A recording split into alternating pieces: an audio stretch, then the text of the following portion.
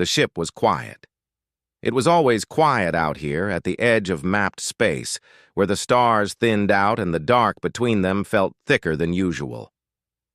The Cartwright's Echo drifted at low speed along the boundary line, a line that existed only on human star charts, because the other side of it belonged to someone else. Connor Blake sat in the small linguistics bay on Deck 3, a cold cup of coffee beside him and a half-finished translation report glowing on his screen. And he was 34 years old, originally from Columbus, Ohio, and he had been doing this job long enough to know that most days out here were boring. That was fine with him. Boring meant nothing was trying to kill anyone. He was rereading a paragraph for the fourth time without really seeing it when the ship's alert tone sounded. Not the red kind, not the kind that made your stomach drop. Just a soft, steady ping, the kind that meant something unusual had come in over the communications array. Connor saved his work out of habit and walked to the bridge. Petra Nolan was already there, leaning over the communications console with the focused expression she wore when something was bothering her. She was 29, from Portland, and she had a talent for identifying trouble before it fully arrived. Connor trusted her instincts more than almost any piece of equipment on the ship. "What is it?" he asked. "Transmission," she said without looking up. "Came in about 90 seconds ago. A targeted, tight beam, not a broadcast. Who sent it?" Petra straightened up and looked at him. Her expression told him the answer before she said a word. "It came from inside Veylan's space, from a royal broadcast channel." Connor was quiet for a moment. In 40 years of uncomfortable coexistence, the Veylan had never once initiated contact with humanity. They responded when spoken to, occasionally, in cold and minimal terms. They held their territory and expected others to hold theirs, and they did not reach out. They did not send messages, and they certainly did not use royal channels to talk to anyone outside the sovereignty. "Play it," he said. The message was short. 12 seconds. It opened with a tone that matched the Veylan ceremonial frequency, something Connor recognized from his training files, a frequency classified as sacred in every cultural record humanity had on the species. Then, in perfectly clear English, a voice spoke his full name, his service identification number, and one single word after that. "Come." That was all. The message ended. The bridge was silent. Captain Dale Oren stood near the rear of the bridge, arms folded.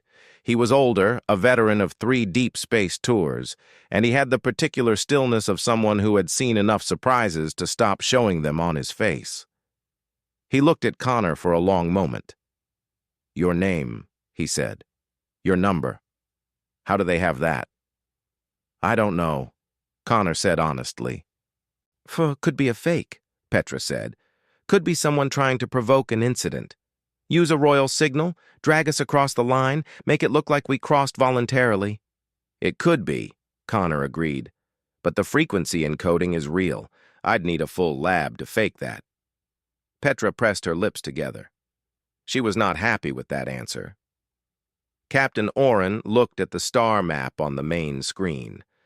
At the line between human space and Veylan territory, thin and blue and seemingly harmless.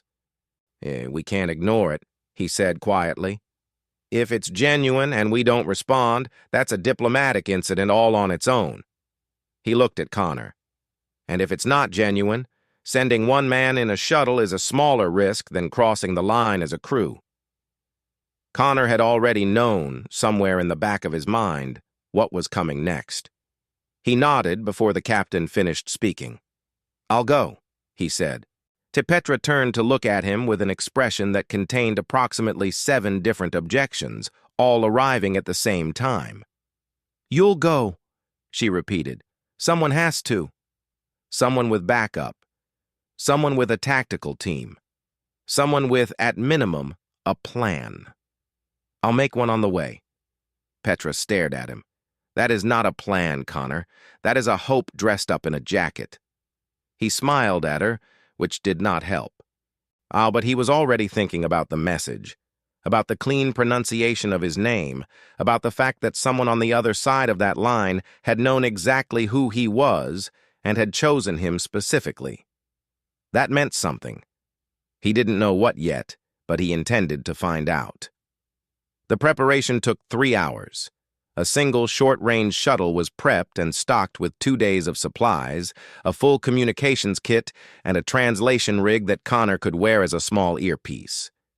Captain Oren filed a report with Fleet Command and received a response that was essentially a long, formal way of saying, "Be careful and document everything."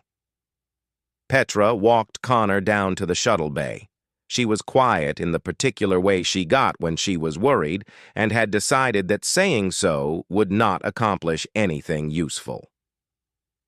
At the bay door, she reached into her jacket and held out a small personal sidearm. Connor looked at it, then at her. He shook his head. She put it in his jacket pocket anyway. He left it there. The shuttle bay doors opened and the black of space filled the frame. Connor climbed into the cockpit, ran his checks, and pushed off from the Cartwright's Echo with a soft burst of the thrusters. He watched the ship fall away behind him in the rear display, its running lights small and steady against the dark. And then he turned his eyes forward, toward the line on the chart that marked the edge of everything familiar. And he crossed it at a steady pace.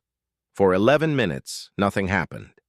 The stars ahead were the same stars as behind, which was always the case, but always slightly difficult to believe when you were crossing into someone else's territory. Connor kept his hands relaxed on the controls, and his breathing even. He ran through Veylan cultural protocols in his head, greeting structures, posture customs, the specific pitch patterns that indicated respect in their spoken language. And he had studied them for years. He had never expected to actually use them. Then the dark ahead of him changed. It did not happen quickly. Something large moved between Connor and the stars simply went out one by one as it passed in front of them.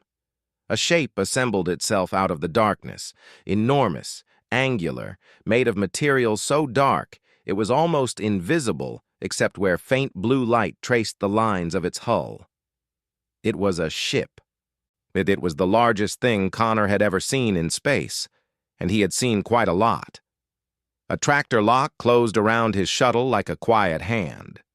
Connor set down his controls, sat back in his seat, and looked at the ship filling his entire viewport. "All right," he said to no one in particular. He was not afraid, exactly. It was more like the feeling of standing at the edge of something very high and looking down, not wanting to fall, but unable to stop being curious about the bottom. The shuttle moved forward, drawn in, and the dark hull of the Veylan flagship swallowed it whole. The inside of the Veylan flagship was nothing like Connor had expected, and he had spent a long time trying to form an expectation. The shuttle bay that swallowed him was enormous, large enough to hold a dozen human vessels with room to spare. The walls were made of something that looked like dark stone, but breathed faintly with pale blue light running through it in slow, rhythmic pulses, and the way light moves under deep water. The ceiling was so high it disappeared into shadow. Everything smelled faintly of something Connor could not name. Clean and cold, like air just before rain. He sat in his cockpit for a moment after the shuttle settled, then unbuckled his harness and opened the hatch. The first thing he saw was the crowd. There were dozens of Veylons standing at the edges of the bay, still as statues, watching him. And they were tall, most of them well over 2 meters, with 6 limbs, 4 of which functioned as arms depending on the task, and 2 as legs. Their bodies were covered in a dark, layered exoskeleton that shifted color slightly in the blue light.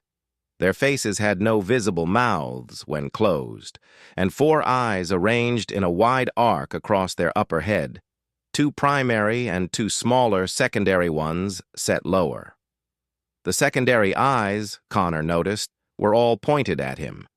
He climbed down from the shuttle, straightened his jacket, and looked back at them. Nobody moved. Nobody spoke. Connor gave a small, respectful nod to the room in general, the way he had practiced in Velan cultural etiquette studies, a slow, deliberate dip of the head with the chin pulled slightly inward, which indicated acknowledgement without submission. Several of the Velan near the front shifted their weight almost imperceptibly. The younger ones, he noticed, had leaned forward the tiniest amount. They were curious. A figure separated from the group and approached him, smaller than the others, though still taller than Connor by half a head and moving with the careful precision of someone who had rehearsed this moment. This one wore a thin band of luminescent material across two of its upper limbs, which Connor recognized from his research as a marker of scholarly rank. Connor Blake, the figure said, in English that was accented but clear. I am called Sevik. I serve as interpreter to the royal court. You are expected. Please come with me. Thank you, Sevik, Connor said. He kept his voice even and his body language open. I appreciate the welcome. Sevik tilted his head at an angle that Connor could not immediately read. Then he turned and began walking, and Connor followed. The corridors of the ship were long and wide, lit by the same slow-pulsing blue light that filled the bay. The walls were covered in patterns that Connor realized, after a minute of walking, were not decoration. They were text. Thousands of lines of Velan script carved into the living stone of the hull itself, running from floor to ceiling in columns so dense they blurred together at a distance. He wanted badly to stop and read them, but this did not seem like the moment. Velan crew members moved through the corridors in both directions, pausing or stepping aside as Sevik led Connor through. And they did not stare openly. That was not apparently their custom, but nearly every one of them angled at least one secondary eye toward Connor as he passed. He was, he understood, deeply unusual to them, possibly the first human most of them had ever seen in person. He tried to imagine how he looked to them, small, soft, 2 arms, 2 legs, one face pointing stubbornly forward, walking through their ship like he belonged there, which was, he figured, probably the most honest approach he could take. Sevik spoke as they walked, in the careful tone of someone delivering a briefing they had prepared carefully. You will be brought before the Queen. Her full name and title require significant time to speak, as is traditional. In the court, you may address her as Vayan. This is permitted for you specifically and has been arranged in advance. Arranged in advance, Connor repeated. How far in advance? A pause. Sometime, Sevik said. Connor filed that away. Is there anything I should know before I enter the court? He asked. Customs I need to follow? When you enter the throne room, Sevik said, all present will prostrate themselves before the Queen. This is required of all beings in her presence. All beings, Connor said. Yes. Connor was quiet for a moment. What happens if someone doesn't? Sevik's secondary eyes turned toward him slowly. It has not happened, he said simply. They turned a final corner and stopped before 2 doors that were each 4 meters tall, made of the same dark material as the hull, but inlaid with gold-colored lines in patterns so intricate they looked like maps of something. 2 guards flanked the doors, massive even by Velan standards, standing with absolute stillness. The doors opened inward. The throne room was vast. The ceiling arched high above in a dome of the darkest material Connor had ever seen. And set into it were what he first thought were stars, thousands of small lights in patterns he did not recognize. Then he realized they were moving, very slowly, and understood he was looking at a live map of Velan space, projected in miniature above the room. Every Velan in the room went to the floor as one, a single smooth motion, like a wave. Connor walked in and stood up straight.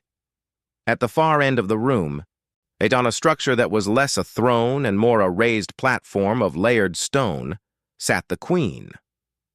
Vayan was older than any Velan Connor had seen, her exoskeleton deeper in color, nearly black, traced with lines of silver that he realized after a moment were not markings but age, the natural texture of a body that had existed for a very long time.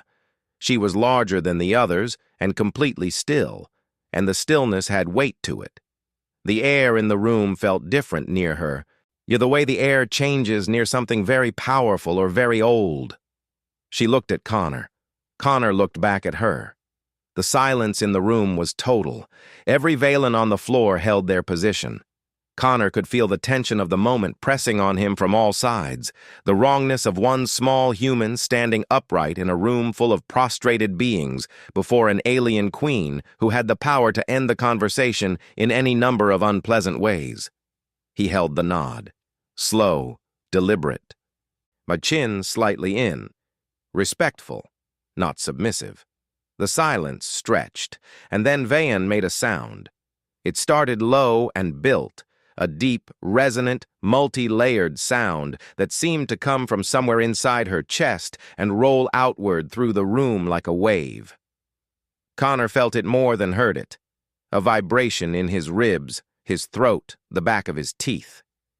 It took him 2 full seconds to understand what it was. She was laughing. Several Valen on the floor shifted with visible confusion. Sevik, who had prostrated himself just inside the door, lifted his head slightly with an expression Connor was beginning to read as the Valan equivalent of deep discomfort. Vayan raised one of her upper limbs and spoke. Her voice, when it formed words, was low and deliberate, each syllable placed with care. "You did not go to the floor," she said in English, slow, accented but completely clear. "No," Connor said. "Why?" Connor thought about it for a moment, honestly. "Because I respect you," he said. And respect where I come from means looking someone in the eye." Vayan was still for a long time. Then she spoke again, and this time something in her tone had shifted. Something that had been testing him seemed to have finished testing. "Sit," she said, and a platform rose from the floor near the base of her throne, the right height for a human. "There is much to speak of, Connor Blake, and I have been waiting a long time to speak it." Connor walked forward and sat down. Around him, slowly, and the Valan court rose from the floor, and the room came back to life. But Vane's eyes never left him, and in them was something he had not expected to find in the gaze of an alien queen who commanded a warship the size of a small moon. She looked relieved. Connor slept badly that night. His guest quarters were at the end of a long corridor on the upper level of the flagship, behind a door that opened and closed by sensing his presence, and which he found impressive and slightly unsettling at the same time. The room itself was simple and large, with a sleeping surface that was flat and firm and almost the right height for a human. Someone had clearly done research. There was a small table, a chair that fit him perfectly, and in the corner, a container holding a warm, dark liquid that smelled exactly like coffee. He picked it up, took a sip, and stood there for a moment. It was not coffee. But it was close enough that whoever had made it had tasted coffee, studied coffee, and tried their best. That small fact sat with him longer than it probably should have. Somebody on this ship had prepared this room for him. Not for a human in general. For him, specifically. The chair was the right height for his body. The light was adjusted to something close to the warm tone that humans found comfortable. Even the temperature in the room was several degrees warmer than the rest of the ship, that which ran cold. This had not been done in a few hours. He lay on the sleeping surface and stared at the ceiling, which was the same dark material as the rest of the ship, slow blue light moving through it like a slow heartbeat. He thought about Vayan's face when she laughed. He thought about what she had said, that she had been waiting a long time to speak with him. He thought about the way her eyes had stayed on him even after the court had risen from the floor, not with threat, but not with curiosity exactly, but with the focused attention of someone arriving at the end of a long and difficult wait. He did not know what she wanted yet. He fell asleep trying to figure it out and woke up no closer to an answer. Sevik came for him in the morning, or what passed for morning on a ship with no windows to the outside. He led Connor not back to the throne room, but to a different part of the ship entirely, deeper in, and past corridors where the writing on the walls grew denser and the light shifted to something warmer and amber-colored. They stopped before a smaller door, plain compared to the throne room entrance, and Sevik opened it without ceremony. The room inside was not what Connor expected. It was a war room, or it had been once. The wide central table still had the shape and structure of a military planning space, but the weapons charts and tactical overlays that should have covered every surface had been removed. In their place were star maps, yes, but also something else. The walls were lined with display panels, and on every panel were records, logs, images, written files, long columns of data. Connor stepped closer to the nearest wall and read the header on the first panel. His breath caught slightly. The header read, an Invalon script that he translated automatically with the earpiece, Human Behavioral Archive, compiled over 61 years. 61 years. That was before first contact. That was before humanity even knew the Valon were watching. Vienne was already in the room, standing at the central table without her court, without her guards, without any of the ceremony of the throne room. She looked different here, still large, still commanding. But something about the absence of the court made her seem more direct, the way a person seems different when you meet them somewhere quiet after seeing them only in crowds. Sevik took a position near the door and said nothing further. Vane looked at Connor and gestured toward the table. He sat. She remained standing, which was simply a matter of proportion.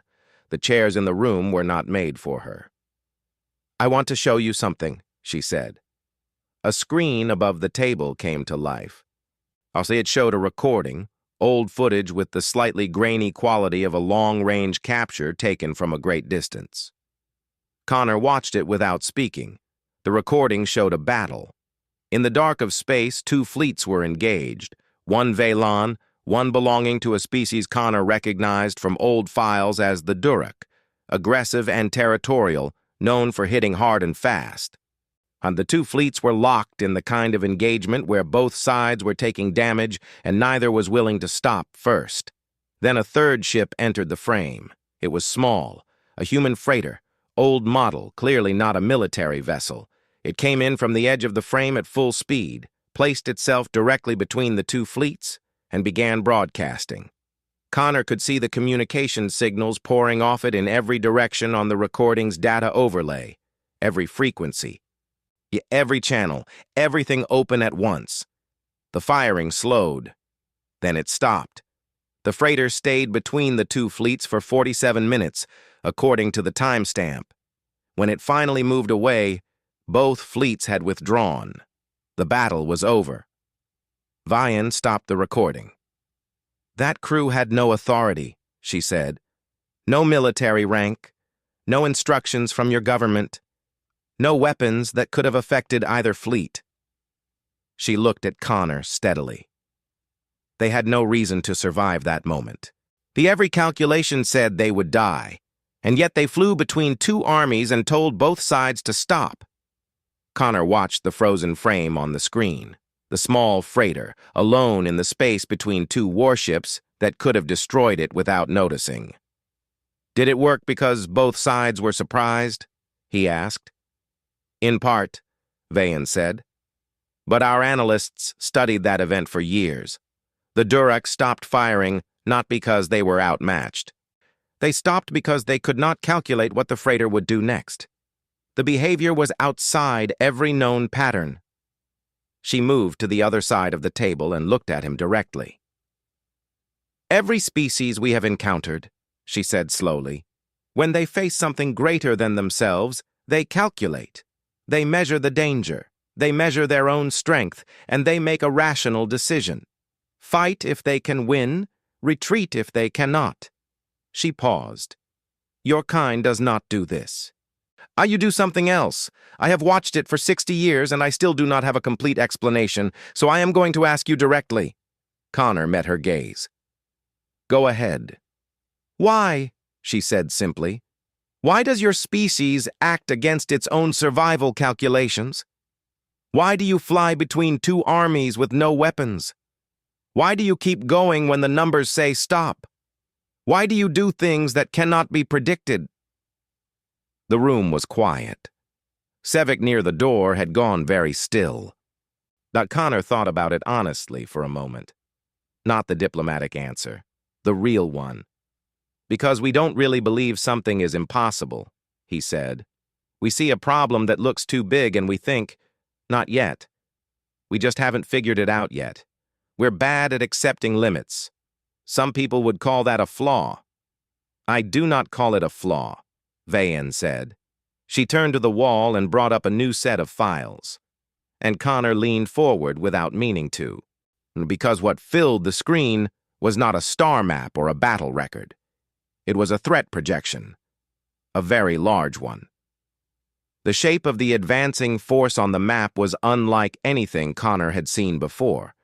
Not a fleet in any conventional sense, but something that moved like a single organism, spreading through Vaylon space in slow, inevitable arcs. This is the Vareth, Vayan said. Her voice was steady, but something underneath it was not. They are not a species in the way you or I are species. They are a collective, one mind spread across thousands of ships, thousands of bodies, all thinking as one. They have consumed 7 civilizations. They adapt to every tactic used against them. They do not feel fear. They do not make mistakes.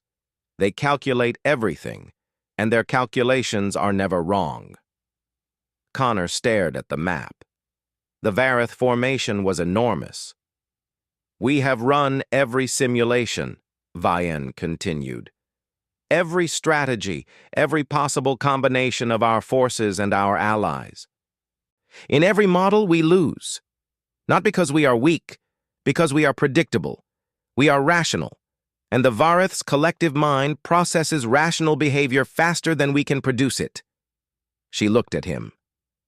I did not summon you here for soldiers, she said. I did not summon you for ships or weapons or military alliance. She let that sit for a moment. I summoned you because I need your people to teach mine something that cannot be learned from a book or a strategy file.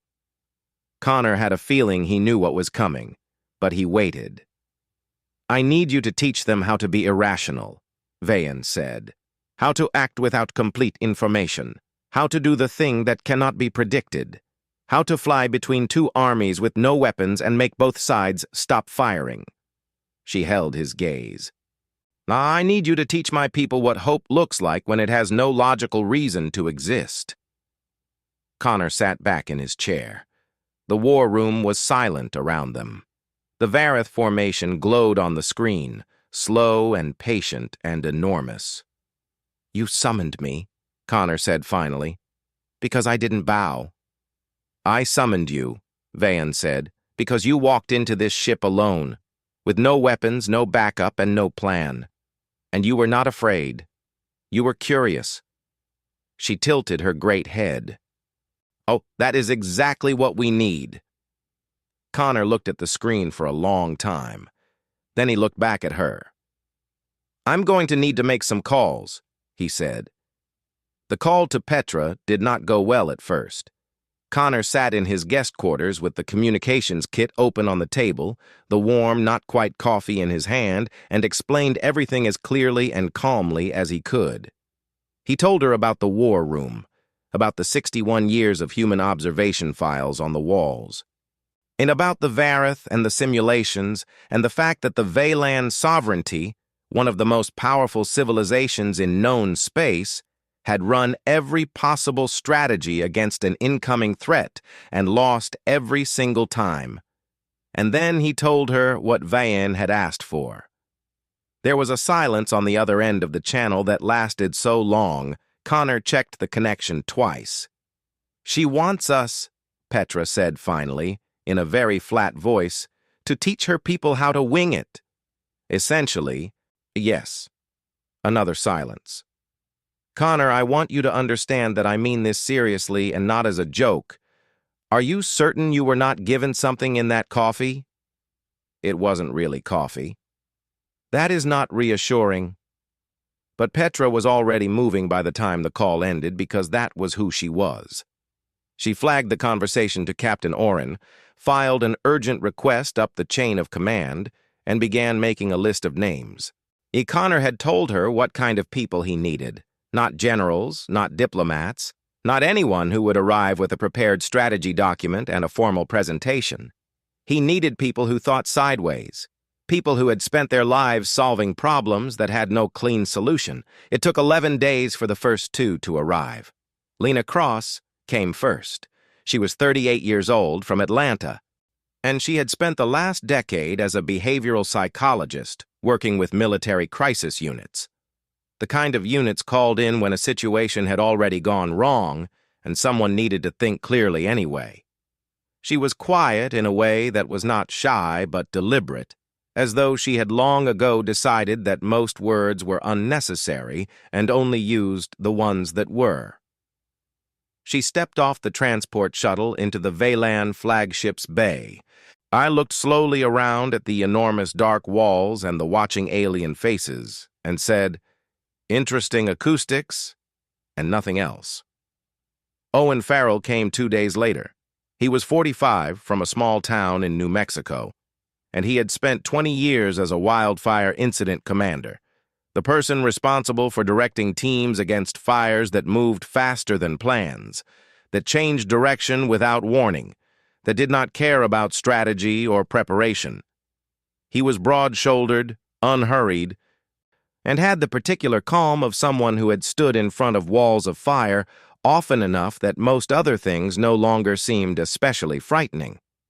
He walked into the flagship's war room on his first morning, looked at the Vareth threat projections covering the main screen for about 4 minutes, and then reached out and started moving fleet positions around on the map with his finger.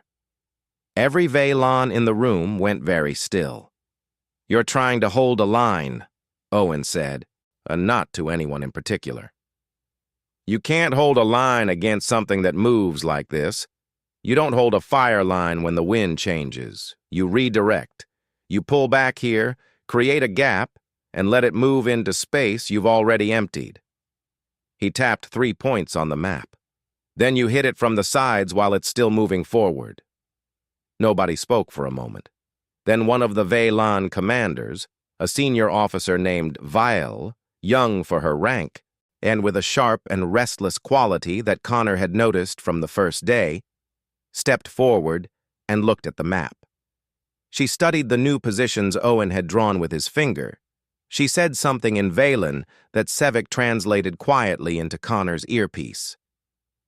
"She says the gap you are creating would leave 2 inhabited systems undefended," Sevik murmured. Owen nodded like this was a reasonable concern he had already considered. "For about 6 hours. But if you try to defend them directly, you lose the whole line and everything behind it. Sometimes you have to let the fire take one field to save the farm." Vial looked at the map for a long time. Then she asked Sevik to translate a question. "How do you decide which field?" Owen looked at her. "Experience," he said, "and accepting that sometimes you're going to choose wrong, and learning from it anyway." That answer seemed to land somewhere deep in the room.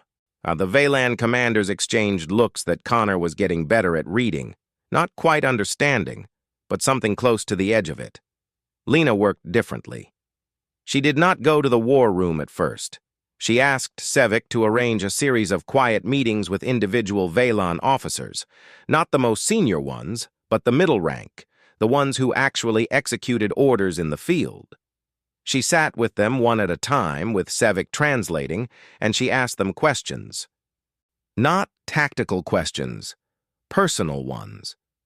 What did they do when a plan stopped working? How did they feel when an outcome was uncertain?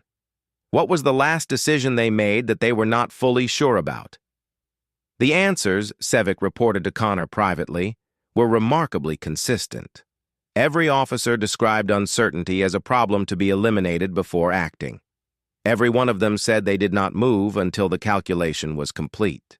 That's the thing we have to change," Lena told Connor one evening, the two of them sitting in the corridor outside the war room because neither of them had felt like going back to their quarters.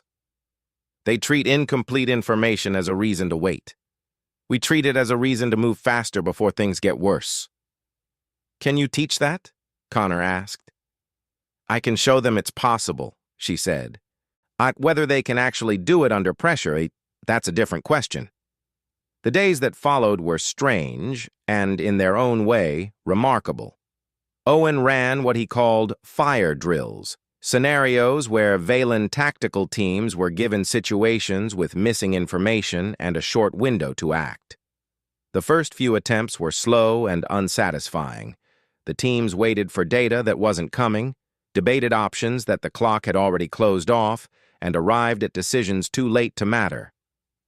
Owen watched each attempt without frustration, the way he might watch a trainee crew make a mistake on a controlled burn, with patience and the quiet understanding that failure was part of the process.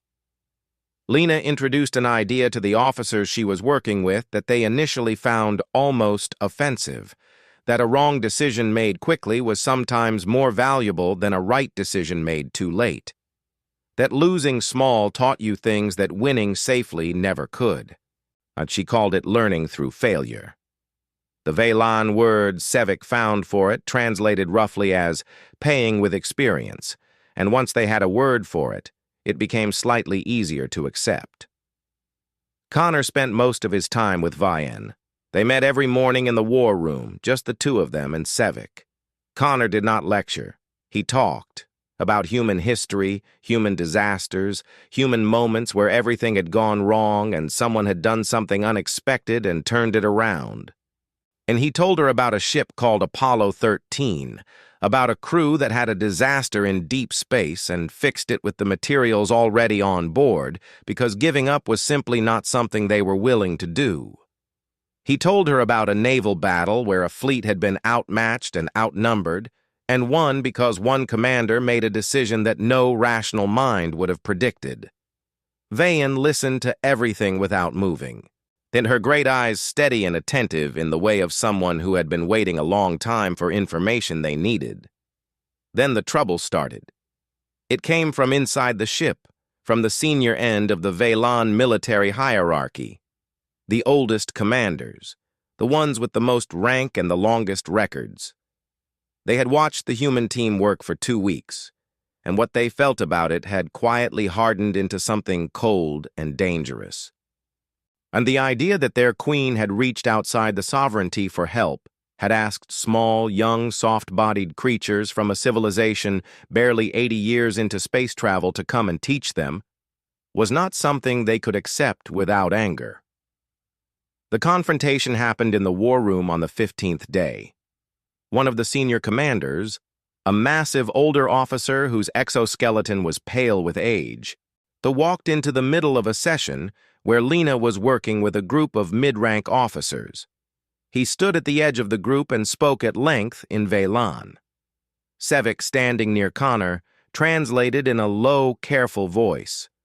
He says this is a disgrace, that the sovereignty has never needed to beg knowledge from a lesser species, and that the Queen has made them weak in the eyes of their enemies by opening the ship to outsiders who cannot even survive in open space without suits. The room had gone very still. The mid-rank officers looked at the floor. Lena stood exactly where she was, hands relaxed at her sides, looking at the senior commander with a calm, open expression that did not waver. The old commander turned his gaze to Lena and took one step toward her, and Connor was across the room before he had consciously decided to move.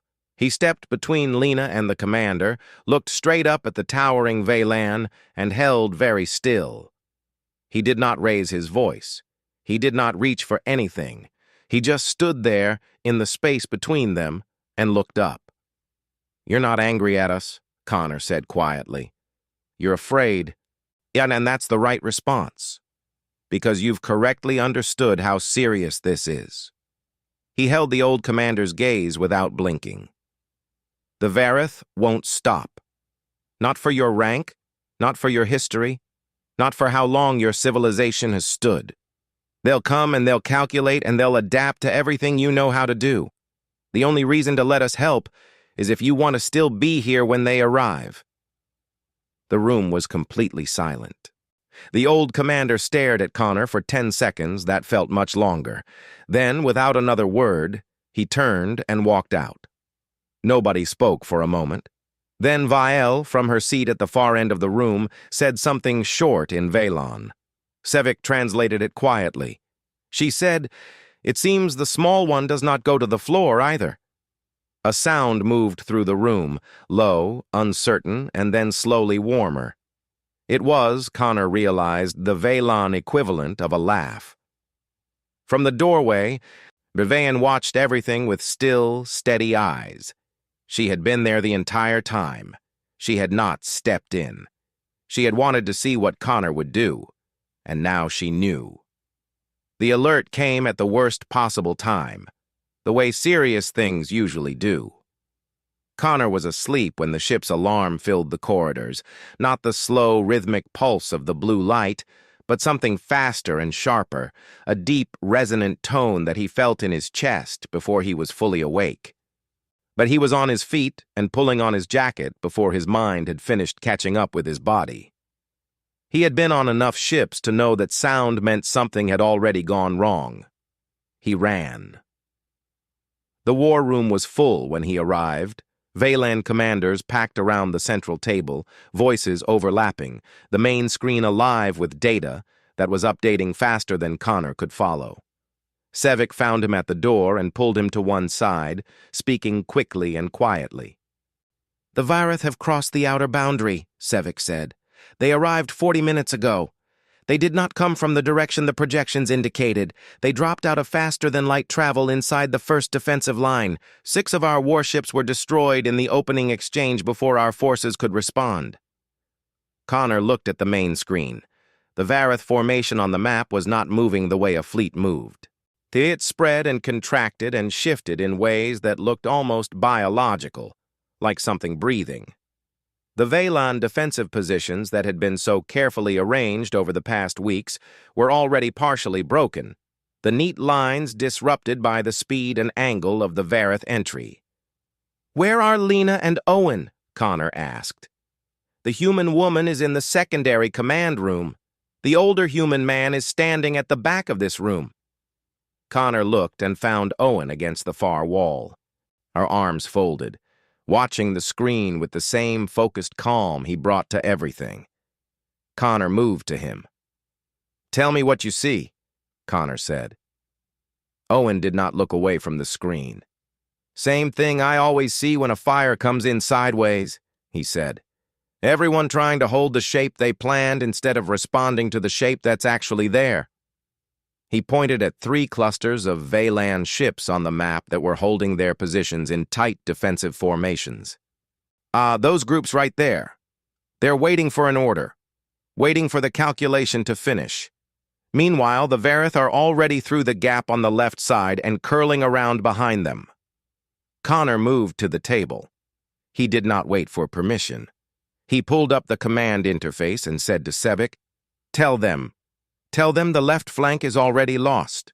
They need to release those 3 groups from their hold positions right now, or they lose everything behind them too." Sevik looked uncertain. The commanders at the table were senior officers. Connor had no rank here. "Tell them," Connor said again, quietly, firmly. Sevik spoke. One of the senior commanders turned and looked at Connor with an expression that was not friendly. He responded at length. The Sevik translated. "He says the hold positions were set by the Queen's own tactical order and cannot be changed without new authorization." Connor looked at the screen. The Vareth formation was moving. The gap on the left side was widening. He turned and walked out of the war room. He found Vayan in the corridor outside, moving toward the war room with Sevik's junior assistants hurrying behind her. She saw Connor coming and stopped. "Left flank," he said without preamble. Aye, they're coming through the left. Your hold positions need to break and move now, or you lose 6 more ships in the next 12 minutes. Vayan looked at him. 1 second. 2. Show me, she said. They went back in. Connor showed her on the screen, quickly and plainly, the way Owen had shown him. Not with calculations or projections, just with the shape of what was happening and what would happen next if nothing changed. Vayan studied it for less than 20 seconds. Then she spoke, and every commander in the room came to attention at once. The hold positions broke. The 3 groups of ships began to move. It helped, but it was not enough. The Vareth formation was too large and too fast, and it adapted to the new positions almost as quickly as the Velan took them. On the screen, the shape of the battle looked like water being pressed. Every time one side moved, the Vareth simply flowed around it. The collective mind at the heart of the Vareth force was processing every Velan action in real time and responding before the response was finished being planned. Connor stood at the back of the room and watched, and felt the particular cold feeling of watching something go wrong in slow motion, while everyone around him did everything right, and it still was not enough. Then something changed on the screen. One Velan ship, a mid-weight tactical cruiser positioned near the broken left flank, stopped retreating. It had been pulling back with the rest of its group, following the new orders, when it simply stopped. And then, instead of falling back further, it turned. It turned directly toward the advancing edge of the Vareth formation and accelerated. Every person in the war room went still. Connor looked at the ship's identification marker on the screen. He recognized the unit number. It was Vile's ship. She was not firing, she was broadcasting. Connor could see the signal output on the data overlay. Enormous and in every direction, every frequency wide open, the same thing the old human freighter had done 60 years ago in the recording Vayan had shown him. She drove her ship directly into the leading edge of the Vareth formation at full speed, broadcasting noise and signal, and what Connor realized after a moment was something else.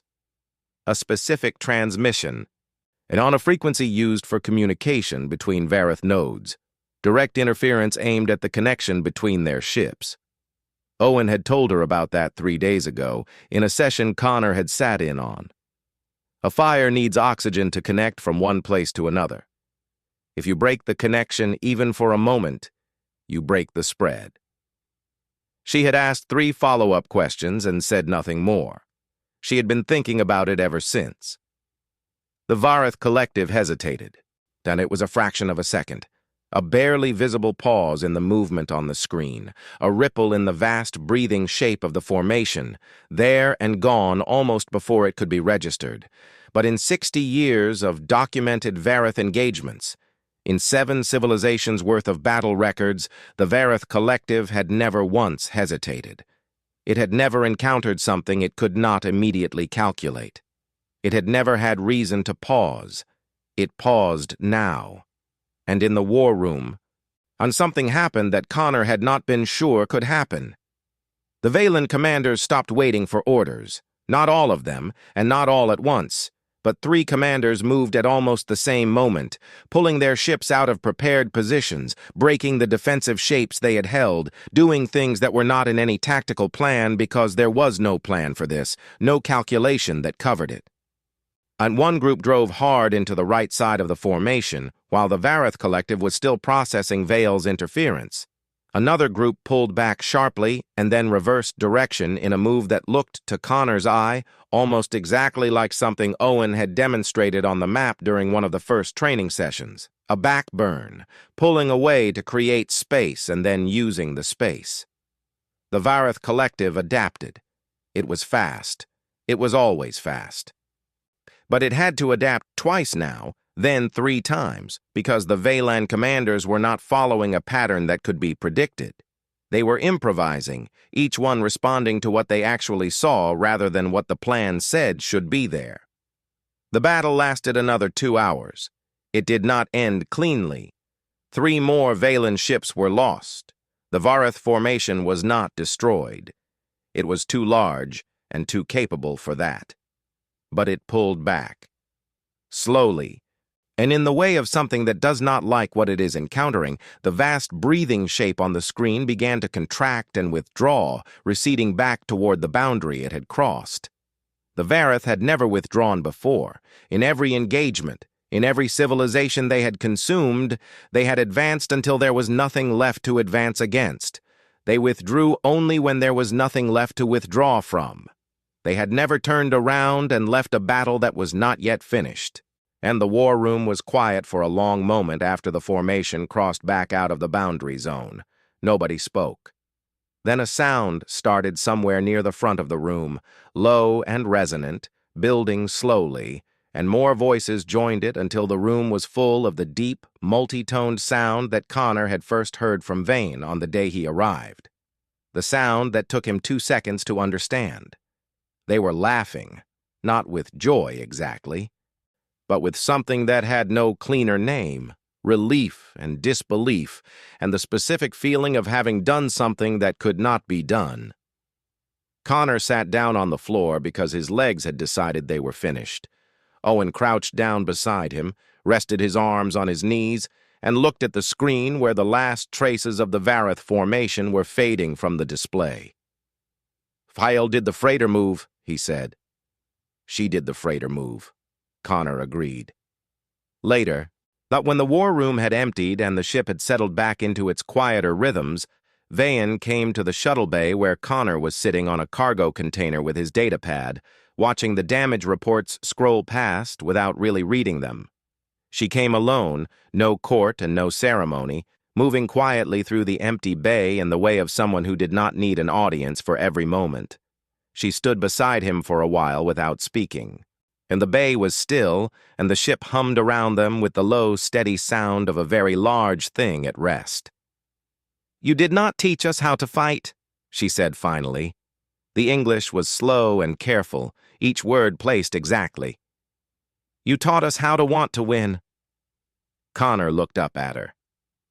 "That's the only lesson we ever really had." Vane was quiet again. Then she said something he had not expected. "Will you come back?" Connor thought about it. About Petra on the ship waiting for his comm. And about the stars outside and the long ride home and the report he was going to have to write that nobody was going to believe. About a universe that kept producing problems that looked impossible and kept finding, to what seemed like its own frustration, that humanity took one look at impossible and got curious instead of scared. "Yeah," he said, "I'll come back." He walked to his shuttle, ran his checks, and lifted out of the bay into the cold, open dark. Petra's voice came over the comm almost immediately, sharp and warm at the same time the way it always was. "You're alive," she said. "Mostly," he said. "How did it go?" Connor leaned back in his seat and looked out at the stars, at all that enormous dark filled with things that were strange and dangerous and endlessly interesting. He thought about a fraction of a second hesitation that had never happened before in recorded history. About a Valen commander who had flown straight at the impossible because someone had once told her that was sometimes the only way through. "It went like it always goes," he said. "We showed up, we figured it out as we went, and somehow it worked." Petra said, "And nobody can explain why." "Nobody ever can," Connor said. The comm went quiet. The shuttle moved through the dark, and somewhere behind him, across the boundary line, the Vareth Collective processed the battle for the first time and found, buried in the data, a variable it had never encountered before. A pattern that was not a pattern, a behavior that could not be modeled, a species that looked at the edge of survival and got curious instead of afraid. It began recalculating. It would be recalculating for a very long time.